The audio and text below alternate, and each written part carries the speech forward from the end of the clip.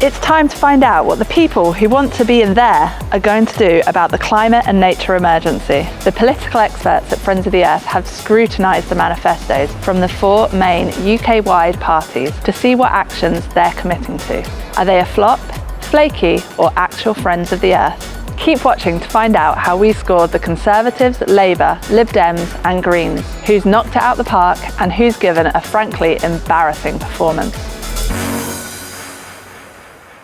Let's start with our government for the last 14 years. It's safe to say the Conservative Party hasn't had the most sparkling track record when it comes to protecting the planet. But is the new manifesto signalling a change in direction? Spoiler alert, we'd say no. We scored the Conservative manifesto a downright embarrassing 5 out of 40. Their plans for climate and nature are a dumpster fire.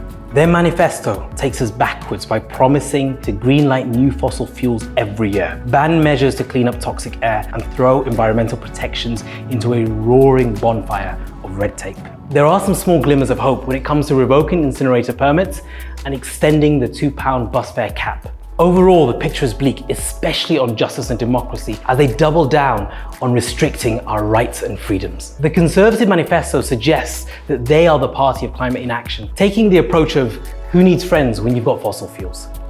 Is the Labour Party's manifesto any better? Polls predict Labour will be our new government, so what the party says matters. We gave the Labour Party manifesto a score of 20.5 out of 40. That's 4 times higher than the Conservatives' manifesto, but there are still some glaring holes. The party has committed to meeting the UK's internationally agreed target to reduce carbon emissions by over 2/3 by 2030. Local authorities would get more powers to deliver a fairer green transition through better public transport and local nature protection. And they've also stated their intention to stop granting new oil and gas licenses and seriously amp up renewables by 2030, creating jobs and cutting bills. But the party has yet to commit to the scale of funding needed to restore nature or warm up our cold homes as quickly as we'd like. And Labour has also stayed noticeably quiet on upholding the right to protest, despite the Conservative government's recent crackdown. If elected, Labour needs to loosen its purse strings and come up with some seriously bold plans to hit the UK's climate and nature targets, so that we can reap the massive economic rewards offered by the green transition. Things are looking brighter as we head over to the Lib Dems manifesto.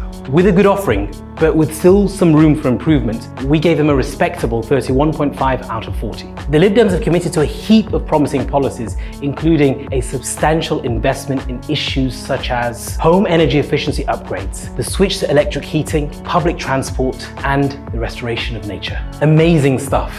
They've also offered a stronger plan than Labour on combating sewage pollution through levers such as taxing water company profits and setting more stringent legal targets. And they've hit a home run when it comes to justice and democracy, promising to revoke a whole load of harmful legislation while also leading the way on youth voting rights and the right to roam.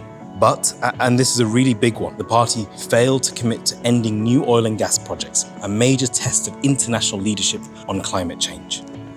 With a name like the Green Party, we're of course expecting some glorious green policies. But does the Green Party manifesto live up to its name? We scored the Green Party a jaw-dropping 39 out of 40. Near perfection? It's possible. So all the good stuff committed to by the Lib Dems in their manifesto? The Greens have it covered, and more. They've promised the serious financial investment we need for the green transition, including via a wealth tax, which would make sure that those who have the most are paying their fair share. They've also exceeded our expectations when it comes to things like tree planting and nature-friendly farming. And they've gone above and beyond when it comes to workers' rights. Now, this is the kind of ambition we like to see. Of course, their manifesto is not perfect. There's more they could be doing to get to the root of reducing plastic production, and they haven't committed to a social tariff for energy, which would massively help our cold homes crisis. But these flaws are only enough to dock them 1 point. The manifestos of the main parties give us an insight into what our future might look like based on who picks up the keys to number 10. Whoever wins the election will have the power to safeguard our health and homes now and protect our planet for future generations in a way that benefits us all. That's why this election, we're asking everybody to stand with us as friends of the earth and call for bold action for nature and climate. Go to the link in the description to find all the detail on the party's manifestos and make sure you get informed before July the 4th.